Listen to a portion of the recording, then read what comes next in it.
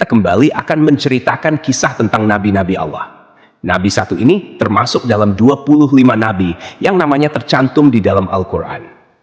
Kisahnya sangat menarik untuk disimak, karena setan bahkan sampai iblis turun tangan pun tak sanggup untuk menggoda manusia pilihan Allah Subhanahu wa Ta'ala ini. Ditambah lagi, nabi ini seringkali dikait-kaitkan dengan tokoh Buddha. Banyak yang beranggapan bahwa beliau adalah sosok Siddhartha Gautama yang menjadi pendiri dari agama Buddha. Untuk itu, di video kali ini, kita akan membahas tentang kisah Nabi Allah Zulkifli alaihi salam. Assalamualaikum warahmatullahi wabarakatuh. Sobat beriman yang dimuliakan Allah. Alangkah lebih baik jika sahabat sekalian bantu channel ini terus berkembang dengan cara like, komen, dan subscribe. Semoga kita selalu dalam keadaan sehat walafiat, dipanjangkan rezekinya, dan dimudahkan urusannya. Amin ya rabbal alamin. Nama Nabi Zulkifli disebutkan hanya 2 kali di dalam Al-Quran, yaitu di dalam surat Syad ayat 48. Dan ingatlah kan Ismail, Ilyasa, dan Zulkifli. Semuanya termasuk orang-orang yang paling baik. Kemudian di surat Al-Anbiya ayat ke-85. Dan ingatlah kisah Ismail, Idris, dan Zulkifli. Semuanya mereka termasuk orang-orang yang sabar. Meskipun Zulkifli tidak disebutkan secara tegas dalam Al-Quran bahwa beliau adalah seorang nabi, karena di kedua ayat tersebut nama Zulkifli disebutkan dengan pujian bersamaan dengan para nabi lainnya. Maka para ulama dan sejarawan menyimpulkan bahwa Zulkifli juga seorang nabi. Menurut pendapat dari Imam Ibnu Katsir, di dalam kitab Tafsir Al-Quran Al-Azim, beliau menegaskan bahwa Zulkifli adalah seorang nabi, utusan Allah Subhanahu wa Ta'ala. Alasan beliau, tidak ada seorang pun yang namanya disebut dalam deretan nama nabi-nabi, kecuali dia adalah seorang nabi. Akan tapi teman-teman, ada pula beberapa ulama yang menyebutkan bahwa Zulkifli bukanlah seorang nabi. Akan tetapi, beliau hanyalah seorang yang saleh dan adil. Di antara sekian banyak ulama yang berpendapat demikian adalah Imam Ibnu Jarir At-Tabari. Teman-teman, Zulkifli bukanlah nama sebenarnya. Itu adalah sebuah julukan atau nama kehormatan yang diberikan untuk seseorang. Di dalam kitab Ibnu Katsir, nama asli dari Zulkifli adalah Basyar atau Bashar. Disebutkan juga di sana bahwa Nabi Zulkifli adalah putra dari Nabi Ayub alaihi salam. Jadi nasab beliau adalah Basyar bin Ayub. Nasab lengkapnya adalah Basyar bin Ayub bin Amus bin Tawaf bin Rum bin Aish bin Ishak bin Ibrahim al-Khalil. Beliau hidup sekitar abad ke-16 sampai abad ke-15 sebelum Masehi dan diutus Allah Subhanahu wa Ta'ala kepada suatu kaum yang bernama Arami atau Amori. Kaum ini adalah bangsa Romawi kuno yang tinggal di wilayah sekitar Damaskus, Suriah, dan Yordania. Di sanalah Nabi Zulkifli melanjutkan tugas kenabiannya dari ayahnya, yaitu Nabi Ayub. Ini adalah pendapat dari Imam Ibnu Katsir. Namun, para ulama lain ada yang berbeda pendapat tentang kapan masa diutusnya Nabi Zulkifli ini. Kalau menurut Imam Ibnu Jarir At-Tabari, Nabi Zulkifli adalah penerus dari Nabi Ilyasa, yang hidup sekitar abad ke-9 Masehi. Namun, antara Imam Ibnu Katsir dan Imam At-Tabari sama-sama menyebutkan bahwa Nabi Zulkifli adalah salah seorang raja di negeri Syam. Kisahnya begini, teman-teman. Ada sebuah negeri di Syam yang dipimpin oleh seorang raja saleh. Raja ini merupakan salah seorang nabi yang diutus Allah Subhanahu wa Ta'ala. Beliau bernama Raja Ilyasa atau Nabi Ilyasa. Ketika itu, Nabi Ilyasa sudah sangat tua dan beliau tidak memiliki anak laki-laki sebagai penerusnya. Maka ketika itu, Nabi atau Raja Ilyasa mengumpulkan rakyatnya di suatu tempat. Kemudian Nabi Ilyasa berkata, "Wahai kaumku, saat ini aku sudah sangat tua dan tidak memiliki pengganti di kerajaan ini. Aku akan menunjuk salah seorang di antara kalian untuk menjadi penggantiku selagi aku masih hidup dan agar aku bisa melihat bagaimana kerjanya. Siapa yang mau menerima 3 hal dariku, maka aku akan tunjuk dia sebagai penggantiku. Yang pertama, selalu berpuasa di siang hari. Yang kedua, selalu salat pada malam hari. Dan yang ketiga, dia tidak pernah marah seumur hidupnya." Makanya orang-orang dari kaumnya merasa tak sanggup melakukannya. Mereka pun saling tap-tap-tapan satu sama lain, berharap salah seorang di antara mereka ada yang tunjuk tangan. Namun, ditunggu beberapa lama, tak satu pun orang mau melakukannya ketika itu. Lalu, dari barisan belakang ada yang menyahut, "Saya, wahai Nabiullah." Suara itu berasal dari seorang laki-laki yang usianya masih sangat muda. Pemuda ini bernama Basyar. Kemudian Nabi Ilyasa berkata, "Wahai anakku, engkau masih sangat muda. Tugas ini sangatlah berat untukmu." Nabi Ilyasa pun menolak pemuda ini karena dirasa dia masih sangat muda dan terlihat masih sedikit pengalaman. Keesokan harinya, di tempat yang sama dan dengan orang-orang yang sama, Nabi Ilyasa berseru hal yang sama lagi kepada kaumnya. Tapi tetap saja, ketika itu tak ada yang mau menerima tawaran tersebut, kecuali pemuda yang bernama Basyar. Dia kembali mengacungkan tangan, dan lagi-lagi Nabi Ilyasa menolaknya dengan alasan yang sama. Sampailah pada hari ketiga, Nabi Ilyasa berseru hal yang sama. Beliau berharap kali ini bukan hanya Basyar saja yang tunjuk tangan. Tapi ternyata teman-teman, sama seperti kemarin, ketika itu hanya Basyar yang tunjuk tangan dan menyanggupi segala persyaratan tersebut. Alasan detail Nabi Ilyasa menolak adalah karena selain dia harus menjadi raja yang menjamin kesejahteraan semua kaumnya, dia juga harus menjadi hakim yang adil, yang bisa berlaku bijaksana dalam memutuskan segala permasalahan kaumnya. Nah, karena Basyar ini masih sangat muda, Nabi Ilyasa khawatir dia tidak bisa berlaku adil dan bijaksana. Akhirnya, karena sudah 3 kali tidak ada yang mau, Nabi Ilyasa pun mengangkat Basyar menjadi raja sekaligus hakim. Namun, kegiatan yang dilakukan Basyar tetap dipantau oleh Nabi Ilyasa. Basyar pun mulai menjalani puasa di siang hari dan salat atau beribadah sampai larut malam. Sehari-hari, dia juga selalu menahan amarahnya. Nabi Ilyasa kagum dengan pemuda ini. Tak disangka-sangka, dia sanggup menjalani semua persyaratan itu. Dia juga luar biasa bijak dalam menyelesaikan segala masalah di dalam kaumnya. Nabi Ilyasa bangga kepada Basyar yang telah menepati janji-janjinya. Karena itu, Basyar diberikan julukan Zulkifli, yang artinya sanggup. Karena kesanggupannya menjalankan semua persyaratan. Ditambah lagi, dia selalu berlaku adil dan bijaksana. Sobat beriman yang dimuliakan Allah, kisah naiknya Zulkifli atau Basyar menjadi raja disampaikan oleh Imam Ibnu Katsir di dalam kitabnya yang berjudul Qisasul Anbiya. Hanya saja, nama rajanya berbeda, bukan Nabi Ilyasa, melainkan di sana dituliskan raja itu bernama Yasa. Lain halnya di dalam kitab Ibnu Jarir, beliau menuliskan bahwa raja pada masa itu adalah Nabi Allah Ilyasa. Seiring berjalannya waktu, Nabi Ilyasa pun meninggal dunia. Kini, Raja Zulkifli tak ada lagi yang memantau. Sepeninggal Ilyasa, Nabi Zulkifli memimpin negeri Syam dengan sangat baik. Zulkifli sangat mementingkan urusan rakyatnya daripada urusan dirinya dan keluarganya. Beliau memegang teguh janjinya untuk selalu berpuasa di siang hari, beribadah di malam hari, dan tak pernah sekalipun marah. Zulkifli selalu sabar dalam keadaan apapun. Di sisi lain, iblis melihat kesalehan dan kebaikan Nabi Zulkifli dalam memimpin rakyatnya, serta begitu kuatnya dia memegang janji. Maka, iblis pun tak tinggal diam. Kemudian, iblis mengutus tentaranya, yaitu setan-setan yang sangat kuat, untuk menggoda Zulkifli supaya minimal goyah sedikit keimanannya. Berkali-kali iblis mengutus setan untuk menggoda, berkali-kali pula mereka gagal. Tak ada satupun setan yang berhasil menggoda Nabi Zulkifli ini. Akhirnya, iblis berinisiatif untuk turun tangan langsung menggoda Nabi Zulkifli. Dia pun mulai mencari waktu yang tepat. Teman-teman, di dalam kerajaan Nabi atau Raja Zulkifli ini, setiap harinya beliau sibuk dengan urusan kerajaannya. Setiap hari, jadwal beliau dari pagi sampai siang adalah berangkat ke pengadilan di negeri itu untuk menjadi hakim dan menyelesaikan masalah-masalah rakyatnya. Kemudian, persidangan dilanjutkan kembali setelah beliau bangun. Persidangan berlangsung hingga sore atau malam hari. Malam harinya, beliau beribadah dan berdoa sampai larut malam. Keesokan paginya, beliau kembali ke persidangan.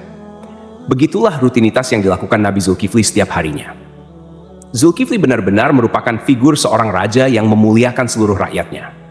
Melihat kesalehan Nabi Zulkifli, iblis pun mencari peluang untuk menggoda beliau. Kali ini, iblis berniat membuat Nabi Zulkifli marah, agar beliau melanggar janjinya kepada Nabi Ilyasa untuk tidak marah sama sekali. Akhirnya, pada suatu hari, iblis datang menemui Nabi Zulkifli dengan menyamar sebagai seorang kakek tua renta dan miskin. Hari itu, Nabi Zulkifli sedang merasa sangat lelah. Ketika jam istirahatnya tiba, beliau segera pulang lebih awal untuk tidur siang. Baru saja beliau hampir terlelap, iblis yang menyamar sebagai kakek tua mengetuk pintu kamarnya. Dari dalam kamar, Nabi Zulkifli bertanya, "Siapa itu?" Iblis menjawab, "Aku orang tua yang teraniaya." Nabi Zulkifli pun bangun dan membukakan pintu. Iblis kemudian mengarang cerita, mengaku bahwa ia mengalami banyak perlakuan semena-mena dari kaumnya. Ia terus bercerita panjang lebar, hingga waktu istirahat Nabi Zulkifli habis. Meski kelelahan, Nabi Zulkifli tetap mendengarkan cerita itu dengan sabar. Ketika tiba waktunya untuk kembali ke persidangan, Nabi Zulkifli berkata, "Wahai paman, engkau bisa meneruskan ceritamu nanti. Datanglah ke tempat persidangan sore ini. aku akan membantu menyelesaikan masalahmu di sana."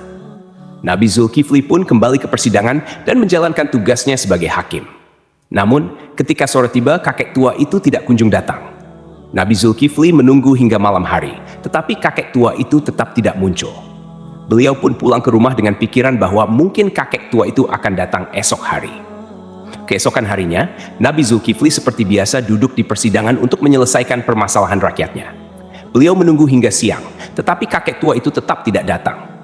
Ketika waktu istirahat tiba, Nabi Zulkifli menutup sementara majelisnya dan pulang untuk tidur siang. Namun, baru saja beliau tertidur, kakek tua yang sama kembali mengetuk pintu. Nabi Zulkifli membuka pintu dan berkata dengan lembut, "Wahai paman, bukankah sudah kukatakan padamu kemarin, datanglah ketika aku di persidangan. Aku akan menyelesaikan masalahmu di sana." Namun, kakek tua itu kembali mengarang cerita, berbicara panjang lebar hingga waktu istirahat Nabi Zulkifli habis untuk kedua kalinya. Meski sangat lelah, Nabi Zulkifli tetap sabar. Beliau berkata, "Wahai paman, datanglah ke majelisku sore ini. Aku akan menunggumu di sana untuk menyelesaikan masalahmu." Kakek tua itu pergi dan Nabi Zulkifli kembali ke persidangannya. Karena tak sempat istirahat, beliau tampak sangat lelah dan mengantuk. Ketika sore tiba, Nabi Zulkifli mencari kakek tua itu di tempat persidangan. Tetapi kakek tua itu tidak datang lagi. Nabi Zulkifli berdoa kepada Allah Subhanahu wa Ta'ala agar diberikan kesabaran dan keteguhan hati, sehingga beliau tidak marah.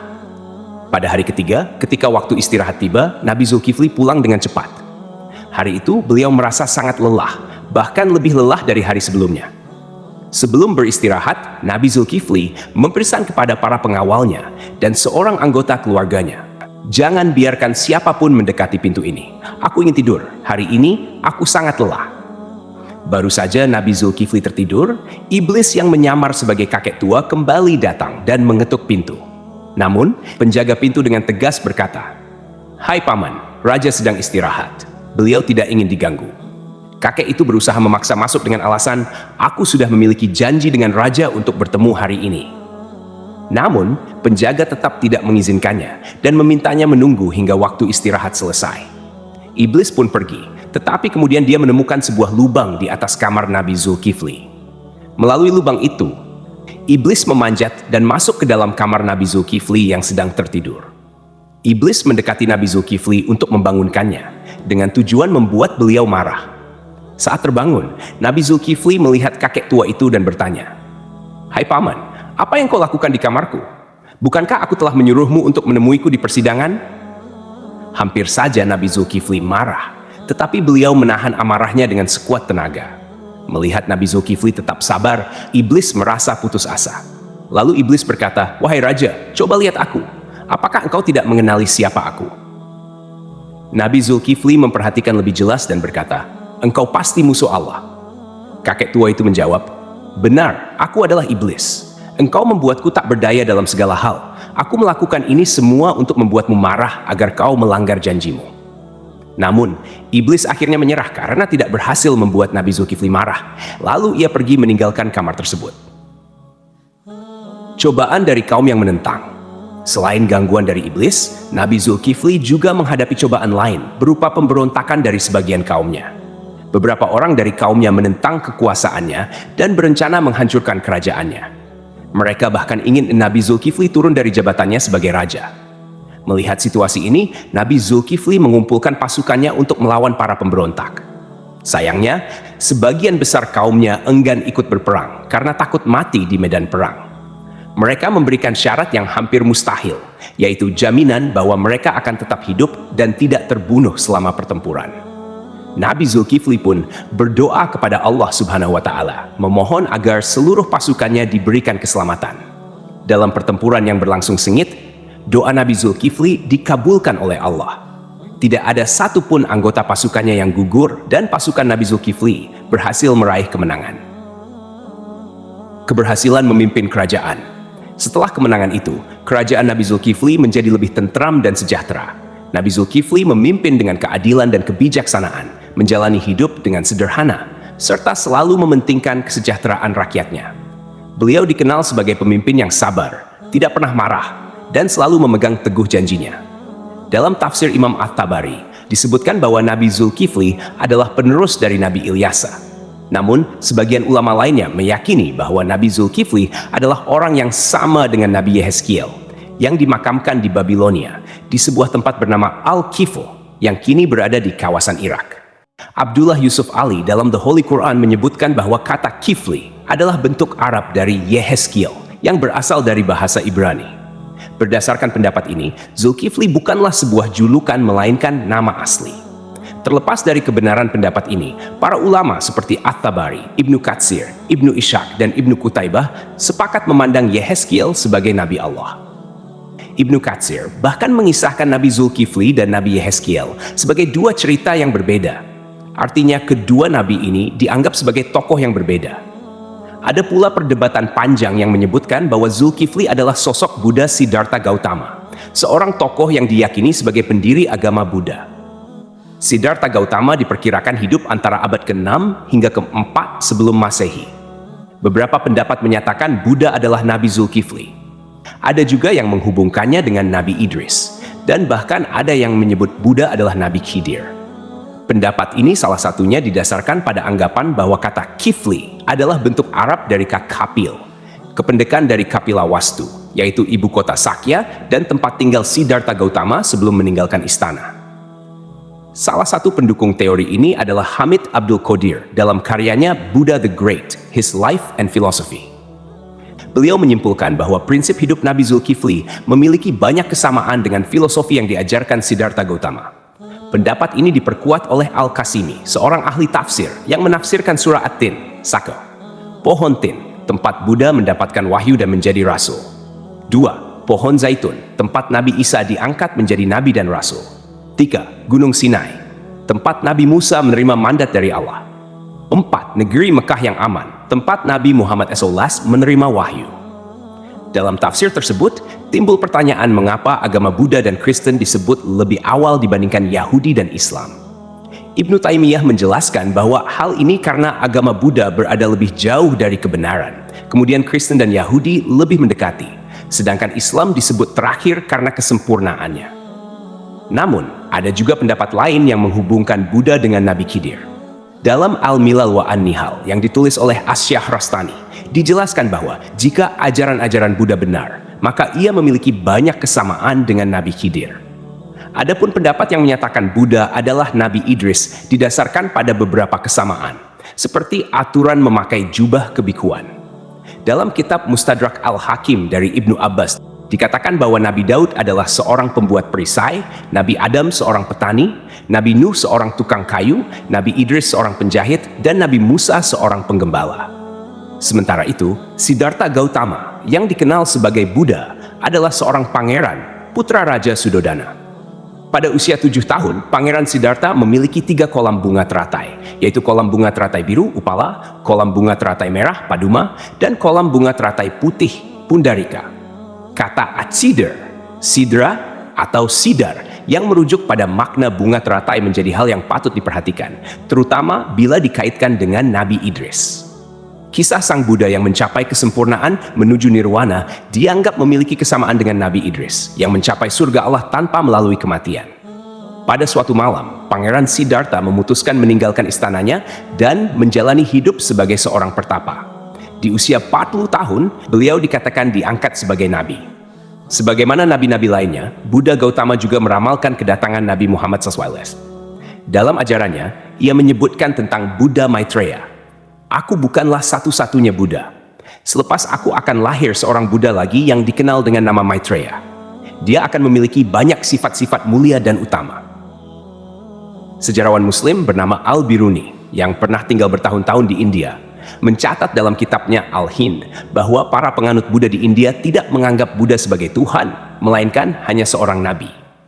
Demikianlah kisah Nabi Zulkifli yang dihubungkan dengan Siddhartha Gautama. Semoga kisah ini bermanfaat. Mohon maaf atas segala kekurangan. Yang benar datangnya dari Allah SWT, sedangkan kekhilafan berasal dari saya sebagai manusia biasa. Sampai jumpa pada kisah-kisah seru lainnya. Wassalamualaikum warahmatullahi wabarakatuh.